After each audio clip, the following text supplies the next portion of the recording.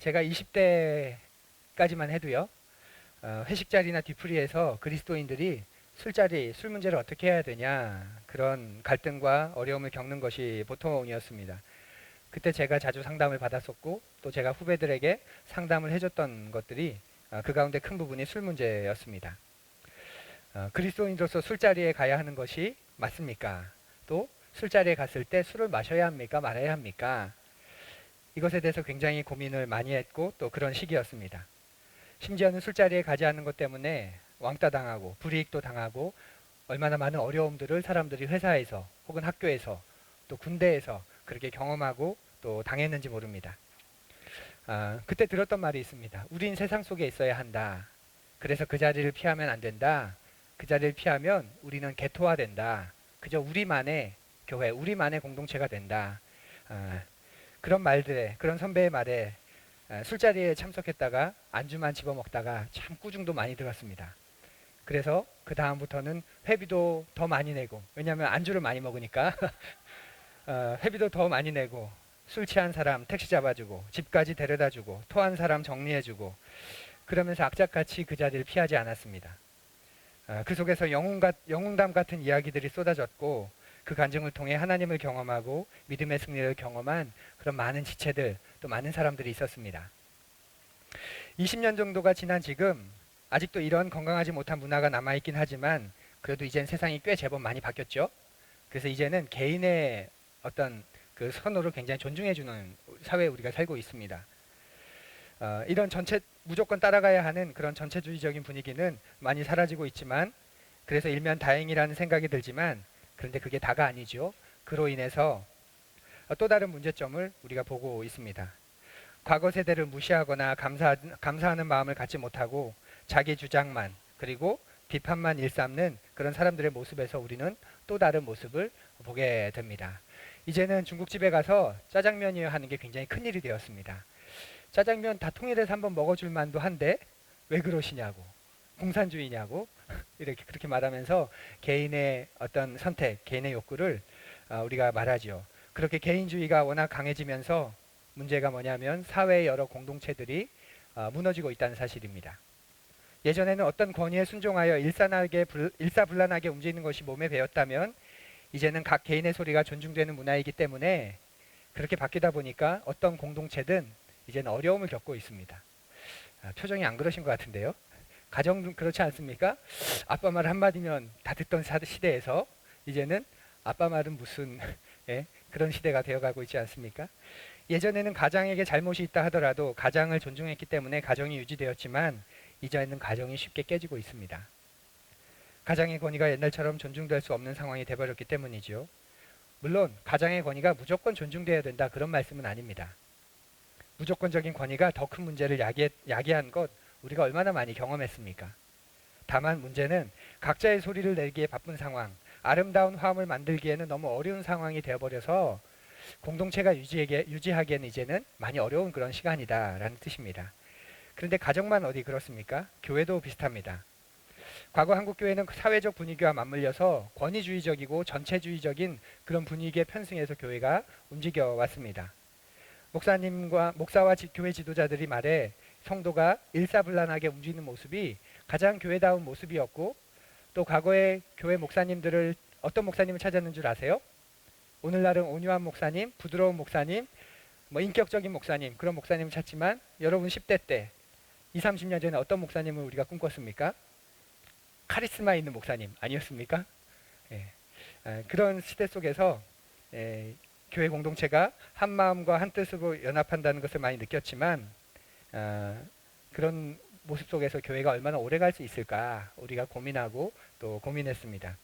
자신의 의견이 무시되고 영향력을 가진 소수 또는 한 개인에 의해서 교회가 일방적으로 움직여질 때 현대인들은 문제를 제기하고 떠나기까지 합니다.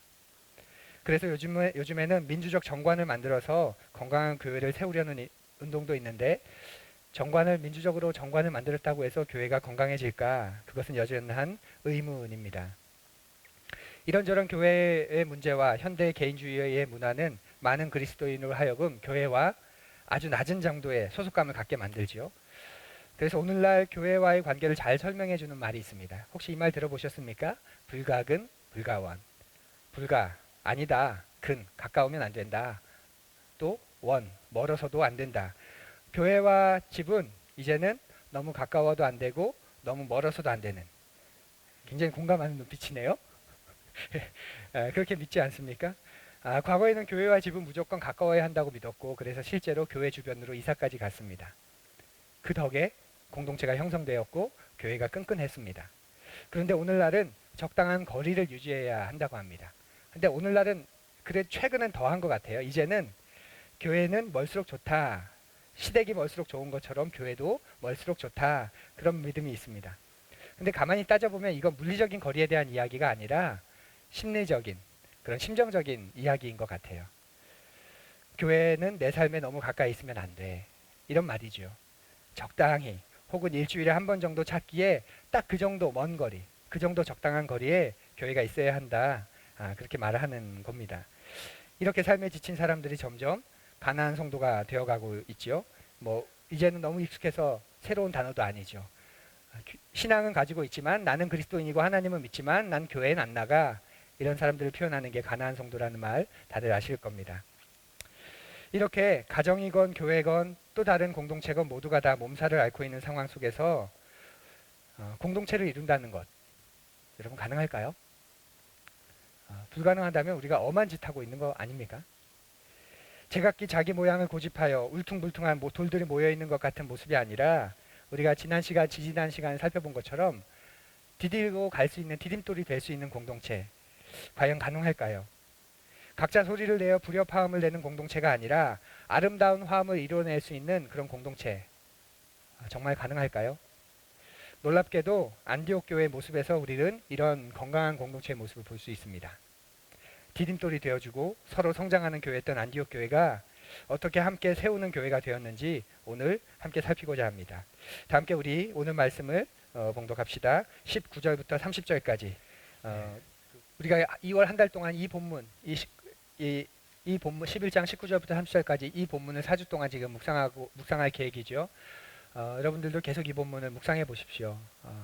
또 설교에서 우리가 발견하지 못한 여러분에게 주시는 안디옥 교회의 참된 신선한 모습, 그리고 하나님이 우리에게 가르쳐 주시는 그런 말씀의 뜻을 여러분이 쉽게 찾으실 수 있을 겁니다. 안디옥 교회에서 우리가 배우는 중요한 모습 한 가지는 오늘 이들이 함께하고 있었다는 겁니다. 뭐 하고 있었다고요? 함께하고 있었다는 거예요. 다시 말하면 공동체에 속해 있었다는 거죠. 25절 이하의 말씀이 바나바와 사울이 1년간 안디옥 성도들을 가르치면서 공동체적인 삶을 살았다는 것, 우리에게 가르쳐 줍니다. 우리 그 부분만 다시 앞을 보며 함께 읽어보죠. 바나바가 사울을 찾으러 다소에 가서 만남에 안디옥에 데리고 와서 둘이 교회에 1년간 모여서 큰 무리를 가르쳤고 제자들이 안디옥에서 비로소 그리스도인이라 일컬음을 받게 되었더라. 이들이 1년간 함께하면서 또 긴 시간 가르치고 또 함께하면서 그리스도인 된 삶을 살았다라는 사실입니다. 여러분 질문 하나 드릴게요. 초대교회에 있는 성도들이, 그러니까 우리 말고 초대교회의 그리스도인들이, 성도들이 우리보다 신앙생활을 하기에 훨씬 더 유리한, 아주 강력하게 유리했던 점 한 가지가 있습니다. 혹시 그게 뭔지 아시겠습니까? 뭐 여러 가지 있을 수 있겠는데 제가 원하는 건 한 가지, 이것입니다. 한 가지. 초대교회 그리스도인들이 보편적인 모습은 오늘날 우리가 초대교회 그리스도인보다 신앙생활을 하는 게 더 편한 것 같아요. 자유도 있고 순교당하지도 않고 교회도 많고 또 내가 원하면 언제든지 할 수 있고. 그런데 초대교회 그리스도인들이 우리보다 신앙생활을 잘할 수밖에 없는 아주 강력한 한 가지 이유를 가지고 있었습니다. 이게 뭘까요? 교회 수가 많지 않았다는 거예요. 초대교회는 교회 수가 많지 않았습니다. 아이러니하게도 오늘날 우리 교회가 너무 많은 것, 그게 우리로 하여금 신앙생활을 잘 하지 못하게 할 수도 있다는 거 아십니까? 작년에 저희가 교회를 시작하고도 뭐 이런 말 하는 게 죄송하긴 하지만 왜죠?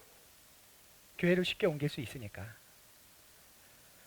상당히 오랜 기간 안디옥에서도 예루살렘, 고린도, 에베소에서도 교회는 그 지역에 하나밖에 없었습니다. 그곳에 있는 사람들이 예수를 믿고 공동체에 속했을 때 그들에게는 다른 대안이 그래서 없었어요. 갈등이 생기고 불편한 사람이 생겼다고 해도 그들이 갈 만한 다른 교회가 없었다는 거죠. 그래서 안디옥에 있던 그리스도인들이 안디옥 교회를 떠나는 건 다른 말로 이야기하면 신앙을 버린다는 것과 같았습니다. 오늘날과는 다른 표현입니다. 오늘날은 그렇게 얘기하면 안 되죠. 하지만 당시엔 그 지역에 그 교회가 하나밖에 없었기 때문에 그가 그 공동체를 그 교회를 다니지 않는다는 건 포기했다는 겁니다. 신앙을 포기했다는 것. 교회가 거기밖에 없으니까. 그래서 그들은 거기 머물면서 죽으나 사나 같이 사랑할 수밖에 없었다는 거죠. 그런데 오늘날은 어떻습니까, 여러분? 우리에게 대안이 많습니다. 근데 대안이 많아도 너무 많아요. 그렇지 않나요? 어느 교회에서 신앙생활을 하다가 마음에 안 드는 일, 마음에 안 드는 사람이 생기거나 그런 일들이 반복되면 그 교회를 떠나 다른 교회를 가면 됩니다. 그런데 그 옆에 교회도 문제는 완벽하지 못하다는 거죠. 그러면 거기서 또 떠나거나 아예 큰 교회로 가버립니다. 그리고 거기서는 내 익명성이 보장되고 그래서 내 개인의 공동체성이 아무리 약해도 전혀 문제가 되지 않습니다. 그곳에서는 이제 내가 소비자로 살면 되니까. 공동체의 지체로 살 필요 없이 그곳에서는 소비자로 살면 됩니다. 그래서 편리한 거죠. 그래서 오늘날에는 익명성을 보장해주는 교회에 현대의 그리스도인들이 더 많이 몰립니다.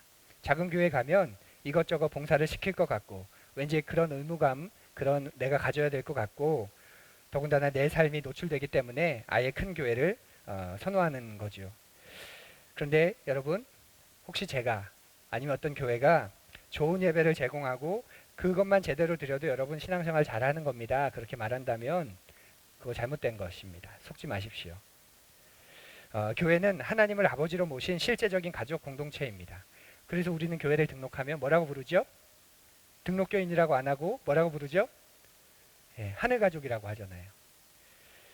교회는 말뿐인 개념뿐인 공동체가 아니기 때문에 그렇습니다. 이 땅에서는 경험해보지 못한 진짜 공동체입니다. 그렇기 때문에 도시 속의 교회는 작아질 필요가 있고 그 속에서 자신을 끊임없이 드러내고 서로에게 속할 수 있는 영적인 분위기와 영적인 구조를 가져야 합니다. 교회가 크다 하더라도 그 교회 안에는 반드시 이 정도 규모의 혹은 이것보다 더 작은 규모의 교회들이 존재해야 되고 그 공동체가 있어야 그것이 건강해질 수 있게 되는 거죠. 주일에 예배만 드리기 위해 슬쩍 들어갔다 나갔다 하는 건 교회가 아니라 예배당입니다. 그건 여러분이 교회에 속한 게 아니라 예배당에 속한 것일 뿐입니다. 주일 예배 조직으로 존재하는 거죠. 서로가 서로에게 공동체가 되어 더불어 살아가는 사람들, 하나님이 우리에게 그렇게 요구하신 이유는 뭐냐면 하나님이 아버지가 되어주셨기 때문에 그렇습니다. 하나님을 아버지로 모신 사람들, 그것이 바로 교회이고 우리입니다. 여러분이 교회입니다. 여러분이 교회. 여러분 아시죠? 여러분이 교회라는 거. 그래서 여러분 저에게 이런 말 하시면 잘못된 거예요. 목사님 우리 교회도 이런 거 좀 해야 되지 않겠습니까? 그게 잘못된 거예요. 우리 교회가 이런 걸 하다니요. 여러분이 교회입니다. 필요하게 여기신다면 여러분이 먼저 시작해 보십시오. 그리고 그것이 잘 유지되고 어느 정도 커지면 더 많은 사람들이 동참하고 또 함께 가겠죠. 왜 우리 교회에서는 이런 걸 안 해줄까? 그거 틀린 말입니다. 여러분이 교회라니까요. 왜 우리 교회에서 이런 걸 안 해줘? 말하는 그 순간 여러분은 소비자, 교회는 공급자가 되는 겁니다. 우리 교회 이런 거 있었으면 좋겠다. 왜 우리 교회에서는 이런 걸 안 할까? 그런 마음이 든다면 성령께서 나에게 주신 음성이라고 듣고 여러분이 한번 조심스럽게 아주 작게 그런 움직임들 그런 것들을 해보십시오. 그렇게 교회가 움직여지는 것이고 교회는 그렇게 세워져 가는 것입니다. 그렇게 되지 않으면 우리는 공동체성을 점점 잃어버리게 됩니다. 왜냐하면 많은 대안들이 우리에게 있기 때문에 그래요. 여러분 제가 목회 잘했으면 좋겠죠? 목회 잘했으면 좋겠죠? 제가 목회를 잘할 수 있는 한 가지 비결이 있다면 뭘까요? 저에게 목회 외에 다른 대안이 없으면 됩니다. 근데 저한테 목회 말고도 다른 대안이 있으면 아마 목회 잘 못할 겁니다. 여러분 인생 그렇지 않습니까? 내가 지금 이 일을 하고 있는데 수틀리면 할 수 있는 이것 말고도 할 수 있는 그런 대안이 있을 때 그 일을 제대로 할 수 있을까요? 제대로 할 수 없습니다. 학교에 자녀를 학부모와의 대화가 있어서 자녀를 상담하려고 학교 선생님 만나러 가셨어요. 그래서 자녀에 대해서 이런저런 이야기를 듣고 선생님과 꽤 친해졌습니다. 그래서 여러분이 궁금했어요. 선생님 참 좋으신 분 같아요. 근데 어떻게 선생님 되셨어요? 그런데 그분이 저 원래 선생님 교사하고 싶은 마음도 없었고 하고 싶지도 않았는데 제가 하고 싶은 게 안 되더라고요. 그래서 어쩔 수 없이 지금 이거 하고 있는데 저 계속 그거 해서 나중에 그거 하면 저 이거 할 거예요. 이렇게 말하는 선생님이 여러분 자녀의 담임이라고 생각해 보십시오. 신뢰가 가고 정말 그분을 신뢰할 수 있겠습니까? 아닙니다. 다른 대안이 있으면 우리는 그 일에 집중할 수 없고 그것을 우리가 잘할 수 없습니다. 과거에 한 그 연구가 있었죠. 논문이 있었습니다. 과거는 생면부지의 사람과 어느 날 결혼해야 되는 그런 중매 문화였고, 그래서 본인 의사와 상관없이 집안과 집안끼리 결혼해서 살아가는 그런 문화였고, 오늘날은 내가 원하는 사람을 수없이 만날 수 있고, 심지어는 동거까지도 하면서 그 사람 이 사람 맞춰볼 수 있는 그런 시간이 있다고 말하죠. 그런데 왜 도대체 내가 원하는 사람을 찾아서 말하는 오늘날의 결혼 생활과 내가 원치 않는, 나에겐 아무런 선택권도 없는 과거의 결혼 생활과의 차이가, 이혼율이 왜 이렇게 다를까? 그런 논문이 있었습니다. 여러 가지 사회 문화적인 이유가 분명히 존재했죠. 이혼이 가능한 자유로운 사회와 그렇게 되면 불가능한 폐쇄된 사회, 그런 사회 문화적인 이유가 있었지만, 그 논문에서 굉장히 제가 흥미있게 본 것은 결혼의 목표가 달랐다. 그것이 가장 컸다. 그렇게 이야기를 하더라고요. 과거에는 결혼의 목표가 뭐였냐면 이 가정을 잘 세우는 것, 그것이 목표였다는 거죠. 이 아이들을 잘 키워서 잘 자라게 하는 것, 이 가정을 잘 건사하는 것, 그것이 과거에는 목표였습니다. 근데 오늘날 결혼의 목표는 뭐냐면 미스터 라이트이라고 말하는 그걸 찾는 거죠. 그 사람, 나한테 맞는 딱 그 사람, 이 사람이구나 하는 그 사람을 찾는 것을 결혼의 목표라고 말합니다. 그러다 보니까 결혼을 했는데도 이 사람이 아닌가? 그 사람이 누구지? 나한테 딱 맞는 그 반려자, 그 사람은 누구지? 계속 그 사람을 찾아다닌다는 거죠. 대안이 너무 많아서 그런 것 아닐까요?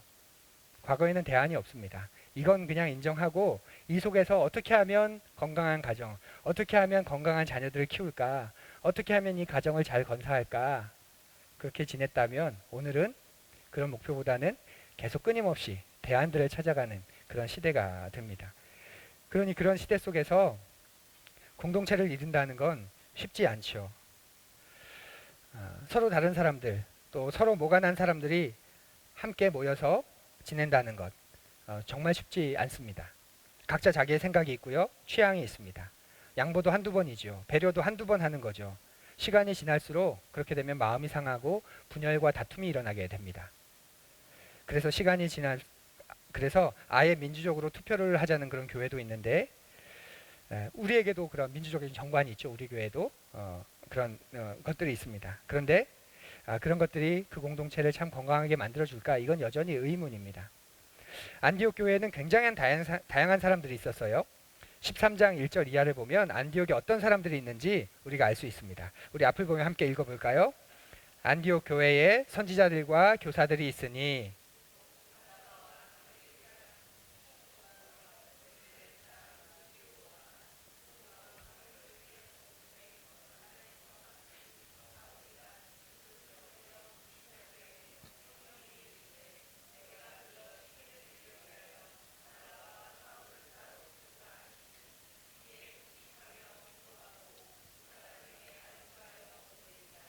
사도행전 13장에 나오는 안디옥 교회의 모습인데요. 여기 나오는 사람들은 안디옥 교회 지도자라고 보시면 됩니다. 5명의 지도자를 설명하는데 굉장히 재미있습니다. 바나바는 뭐 잘 아시겠죠? 자, 바나바는 구브로 출신입니다. 그리고 인종적으로는 유대인입니다. 사도행전 4장에 보면 이 바나바가 자기가 가지고 있는 밭을 팔아서 그 예루살렘 교회 안에 있는 가난한 사람들을 도왔다는 기록이 나와요. 근데 그 밭이 여분의 밭이라는 그런 의미를 가지게 되는데, 그래서 보면 이 바나바는 전형적인 유대인이고 중산층 이상의 여분의 땅을 가지고 있는, 그래서 그걸 팔아서 교회 안에 있는 가난한 사람을 돕는 그런 중류층 이상의 사람이구나 우리가 볼 수 있습니다. 그 다음 나오는 사람이 니게르라는 시므온이죠. 성경학자들이 말하기를 이 니게르가 오늘날의 영어 단어 니그로의 어원이라고 보통 보기도 합니다. 니그로는 흑인을 비하하는 그런 단어인데, 그래서 시므온은 니게르라고 불리는 것을 보면 그게 약간 별칭인 거예요. 별칭. 흑인이었을 것이다. 그런데 흑인 그러면 당시에는 2000년 전에 노예이죠. 노예였는데 지금은 자유민이 된 해방된 그런 해방 노예였을 것이다. 그렇게 봅니다. 그러니까 전형적인 유대인과 노예였다가 해방된 사람이 지금 한 공동체 안에 있는 거예요. 그 다음 나오는 사람이 구레네 사람 루기오라고 말합니다. 구레네는 북아프리카에 위치한 지역인데 바울이 로마서에서 이 루기오를 뭐라고 부르냐면 나의 친척 루기오 이렇게 불러요. 그러니까 유대인이죠. 유대인. 그런데 이 루기오라는 이름은 당시에 굉장히 전형적인 헬라식 이름입니다. 헬라식 이름. 그래서 이 루기오를 어떻게 보냐면 유대인인데 헬라의 문화를 따르고 있는 그런 요즘으로 치면 2세대 혹은 3세대 교포 정도 그렇게 봅니다. 유대인이지만 유대 말보다는 헬라어가 더 친숙하고 유대 문화보다는 헬라 문화가 더 친숙한 그런 사람으로 여기기도 합니다. 그리고 네 번째 나오는 사람이 분봉왕 헤롯의 젖동생 마나엔이라는 사람이 나오죠. 분봉왕 헤롯은 잘 아시죠? 복음서에 등장하는 인물이고 어떤 사람입니까? 분봉왕 헤롯이 세례 요한을 참수한 사람입니다. 세례 요한을 참수한 사람이 분봉왕 헤롯이고 빌라도가 예수 그리스도를 신문하기 위해서 분봉왕 헤롯에게 보내지요. 그 사람입니다. 바로 그 분봉왕 헤롯의 젖동생인 마나안. 당시에 젖동생이라는 건 같은 유모 안에서 같은 유모가 키운다라는 그런 뜻이고요. 2000년 전에는 오늘날은 내가 낳았으면 내가 키우지만 놀랍게도 2000년 전에는 중산층 이상의 가정에서는 자녀를 낳으면 그 어미가 키울까요? 안 키울까요? 안 키웁니다. 누가 키우죠? 유모가 키우고 노예들이 키웁니다. 그러니까 나는 낳기만 하면 돼요. 그러면 유모가 노예들이 개인 가정교사들이 가르치고 키우고 양육을 합니다. 부러운 사회 아니죠? 부러운 사회죠? 네. 그래서 분봉왕 헤롯의 젖동생이다 이 말 속에는 헤롯 일가와 굉장히 밀접한 친인척 관계에 있는 그런 가문일 것이다. 아니면 적어도 굉장히 밀접한 그런 그 상류층 사람의 가문에서 태어난 사람일 것이다. 이렇게 말합니다. 분봉왕 헤롯이 어떤 사람입니까? 예수 그리스도를 따르는 사람들을 순교하고 죽인 사람들입니다. 그러니 지금 이 안디옥 교회 안에 지도자들의 모습이 너무 놀랍지 않습니까? 전형적인 유대인이 있습니다. 그리고 노예였다가 해방된 그런 해방 노예 출신의 그 사람이 있습니다. 그리고 유대 문화보다는 이방 문화가 훨씬 더 친숙한 그런 사람이 있습니다. 또 지금 유대인들 그리스도인들을 가장 핍박하는 그 권력의 정점에 서 있는 그런 분봉왕 헤롯 그런 사람들과 굉장히 친인척 관계에 있는 그리고 굉장히 밀접한 집안 관계에 있는 사람이 그 안디옥 교회 안에 지도자로 있습니다. 그리고 이 사울은 뭐 너무나도 잘 알죠. 예수 그리스도를 가장 앞장서서 핍박하고 그리스도인들을 잡아 죽였던 그런 사람이었다가 회심한 사람입니다. 그러니 이 공동체가 잘 유지될 수 있을까요? 없을까요? 정말 어려울 겁니다. 사회학적으로 봐도 그렇고 인종학적으로 봐도 그렇고 너무 다르니까 또 경제적으로 봐도 서로 다 다릅니다. 그런데 이 공동체가 굉장히 든든했고 예루살렘 교회는 주 70년 정도가 되면 몰락하게 됩니다. 그리고 그때 교회사의 전반에 이렇게 부각돼서 교회사의 모든 굵직굵직한 중요한 일들을 담당하고 맞았던 일이 바로 이 안디옥 교회에서 행하는 그런 일입니다. 안디옥 교회에서 복음서도 쓰여지고 갈라디아서도 쓰여지고 또 그곳에서 선교사를 파송하기도 하고 이런 놀라운 일들을 하게 되는 거지요. 과연 도대체 이렇게 다양한 인종, 다양한 계층, 다양한 배경을 가진 사람들이 모인 곳이 안디옥 교회인데 어떻게 이 안디옥 교회는 무너지지 않고 오히려 더 흔들리지 않고 하나가 될 수 있었을까? 우리가 오늘 그것을 좀 생각해 보면 좋겠는데요. 그 핵심은 지난주 설교에 있습니다. 지난주에 이들이 서로 성정하는 사람들이라고 말씀드렸죠. 그리고 그 가운데 중요한 것이 그들이 각자가 다 예수 그리스도를 주로 모셨다는 사실을 우리가 보았습니다. 예수를 주로 삼은 사람들. 이들이 하나 될 수 있었던 건 바로 거기에 있습니다. 보통 이 정도 다양하고 서로 다른 사람들이 모이면 공동체가 깨어지기 쉽습니다. 그래서 깨지 않기 위해서 일반적으로 제안하는 방법들이 있죠. 일반적으로 제안하는 방법들 예를 들면 이런 것이죠. 예의를 갖춰야 돼. 서로 존중하고 서로 배려하고 상대방의 말에 귀를 잘 기울이고 판단하기 전에 먼저 경청하려는 자세를 갖고 그래서 서로 존중해 예의를 갖춰 그래야 이 공동체가 깨지지 않아. 그렇게 말합니다. 근데 회사에서 뭐 가정에서 친구 관계에서 우리가 이렇게 해보지만 다 해결되지 않죠. 그리고 이런 자세를 갖는다는 것도 굉장히 어렵습니다. 그래서 또 다른 사람들은 또 다른 방법으로 이렇게 혈육에 호소하기도 하죠. 우리가 남이가. 예. 여러분 우리가 남입니까? 예. 우리 가족이잖아. 우리 혈육이잖아. 이렇게 말하면서 뭔가 묶어보려고 해요. 그런데 이것도 별로 효과가 없습니다. 오히려 왜곡된 배타성만 나와서 더 안 좋은 문제들이 생기기도 합니다.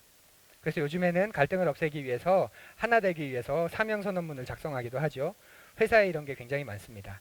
그러니까 다 각자 자기 목소리가 있으니까 다 그런 것 내려놓고 자, 이 사명, 이 비전, 이 목표를 향해 우리는 가는 거야. 다른 소리 하지 마. 이런 것입니다. 우리 교회도 사명선언문을 가지고 있는데요. 생각해 보십시오. 사명선언문을 썼다고 공동체가 하나 될까요? 어느 순간 우리 회사에 사명선언문이 하나 생겼어요. 우리 가정은 앞으로 그런 사명선언문이 생겼어요. 그럼 우리가 하나 됩니까? 도움은 분명히 줍니다. 그러나 실제적인 도움은 근본적인 도움은 주지 못하지요.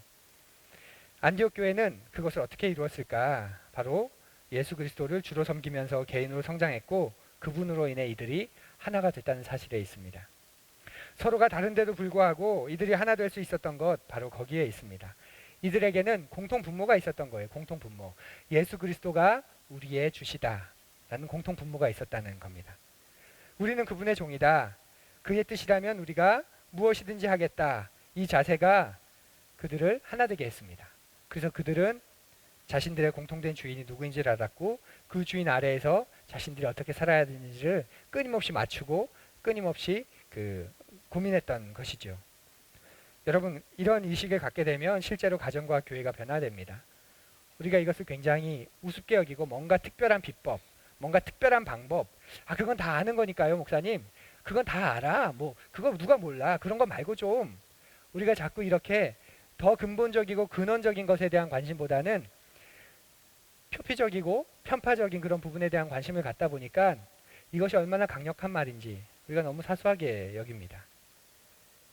실제로 예수 그리스도 그분이 우리의 주시다 이런 고백을 하게 되면 가정이 변하고 또 교회가 변합니다.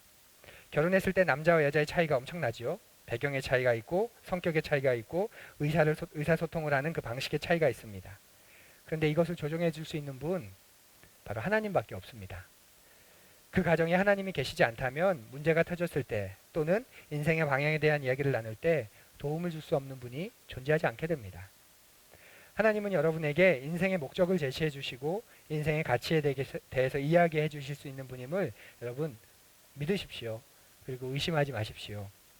여러분이 인생을 어떻게 살아야 하는지 그 방식을 이야기해 주시는 분 바로 하나님이십니다.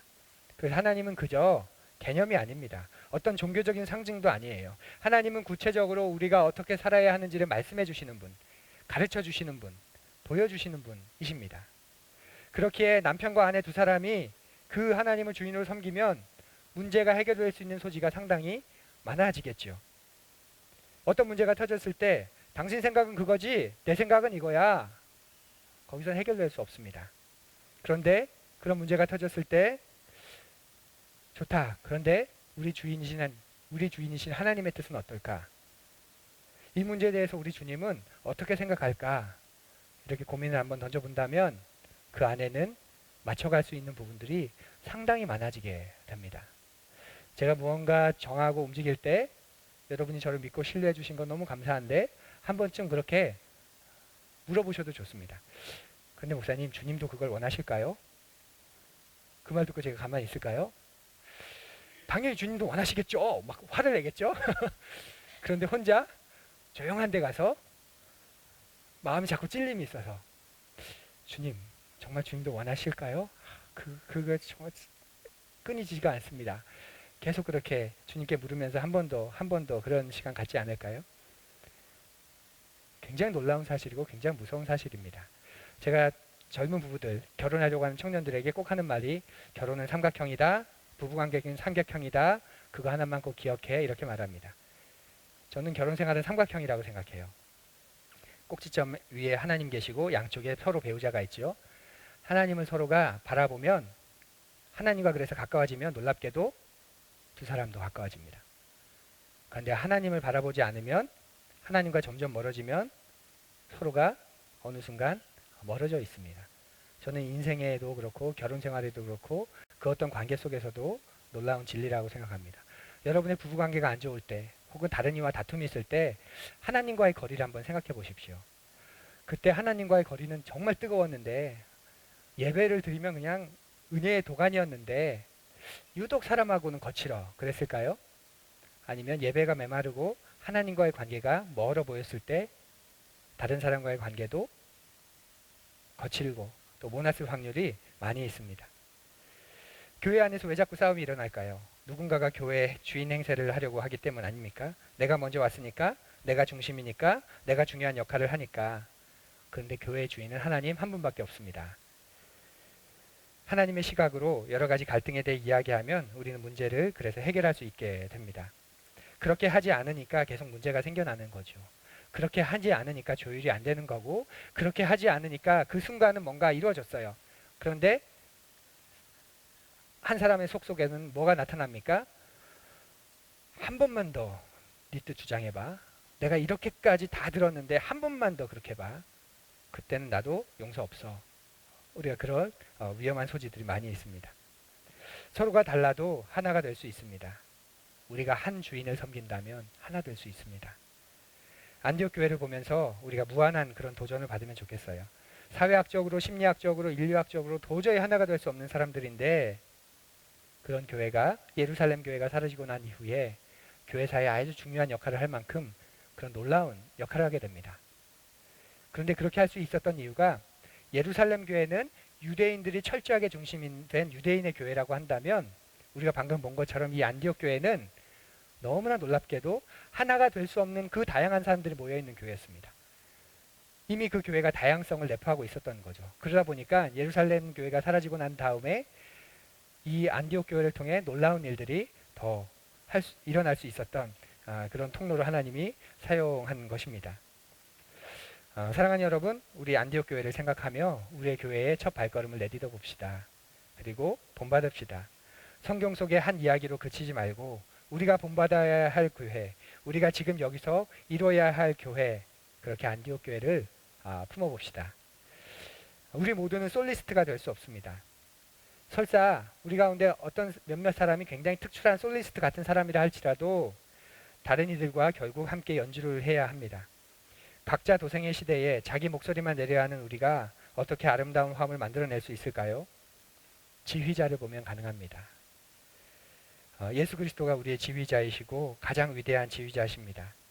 서로 다른 소리를 내는 사람들을 한 팀으로 만들 수 있는 위대한 교회를 세우신 위대한 지도자, 바로 우리의 구주이십니다. 그분을 바라보고 그분을 따라갑시다. 그러면 우리 꽤 괜찮은 악단, 꽤 괜찮은 교회 될 것입니다. 설령 우리 자신들이 연주를 못한다 할지라도, 지극히 평범한 사람이라 할지라도 지휘자를 만나면 최고의 악단이 될 수 있습니다. 우리의 인생의 지휘자이신 예수님을 그래서 알아가십시오. 그리고 그분을 만나십시오. 만나지 않으면 변하지 않습니다. 왜 변하지 않습니까? 만나지 않으니까 변하지 않는 거죠. 진실되게 만나지 않기 때문에 아무런 변화가 없는 거죠. 학교 하나가 바뀌어도, 직장 하나가 바뀌어도, 또 뭐 학원 하나가 바뀌어도 우리의 삶이 변하는데, 왜 인생의 주인이 변했는데 삶이 바뀌지 않습니까? 만나지 않았기 때문이고 제대로 만나지 않았기 때문입니다.